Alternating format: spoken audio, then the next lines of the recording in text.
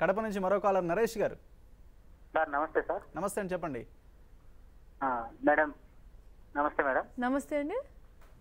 Madam నాది degree అయిపోయింది, పీజీలో పబ్లిక్ అయిపోయింది మేడం. డిగ్రీ అయిందండి? ఒకసారి మళ్ళీ రిపీట్ చేయండి. పీజీలో పబ్లిక్ అడ్మినిస్ట్రేషన్ అయిపోయింది మేడం. షూర్ అండి. అయితే నేను ఇప్పుడు సివిల్స్ రాయాలనుకుంటున్నాను మేడం. అవునండి మేడం. బ్యాక్గ్రౌండ్ వచ్చి తెలుగు మీడియం బ్యాక్గ్రౌండ్ మేడం. అవునండి. నేను ఎలా ప్రిపేర్ కావాలి, ఎక్కడ కోచింగ్ తీసుకోవాలి, అట్లా అది ఏం తెలియదు మేడం. కొంచెం డీటెయిల్స్ చెప్తారా మేడం? మీరు ఎక్కడి నుంచి అండి? కడప నుంచి కడప నుంచి.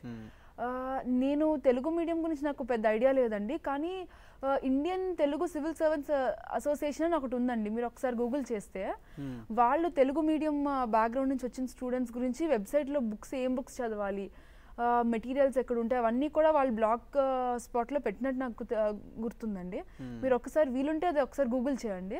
ప్లస్ మీరు ఇంకెవరైనా సీనియర్స్ కానీ ఎవరైనా తెలుగు వాళ్ళు ఉంటే కనుక ఒకసారి మాట్లాడితే వాళ్ళు నాకు మీద మంచి గైడెన్స్ చేయగలరండి. కానీ ఇప్పుడు మాత్రం మీరు ITCSA వెబ్సైట్ ఉంటుంది, ఒక్కసారి గూగుల్ చేస్తే మీకు ఐడియా రావచ్చు. రైట్. మరో కాలర్ చిత్తూరు నుంచి రూపశ్రీ గారు, చెప్పండి. హలో, నమస్తే అమ్మా. హలో, నేను Rupashree. Congratulations. Thank you so much. చెప్పండి.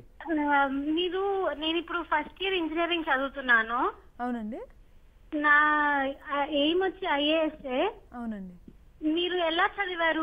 మీరు కూడా ఇంజనీర్ అంటున్నారు కదా, 4th ఇయర్ తర్వాత ఎలా చేశారు? అంటే కోచింగ్ కానీ బుక్స్ ఎలా చదివారు? రైట్.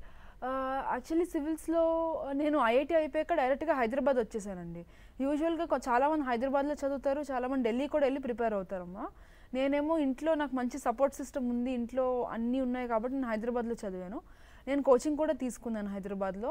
కొంతమందికి కోచింగ్ అవసరం లేదండి, చాలామంది కోచింగ్ లేకుండా ఈరోజు ఆన్లైన్ వెబ్సైట్స్ వీటిలో కూడా చాలామంది చదువుతున్నారు.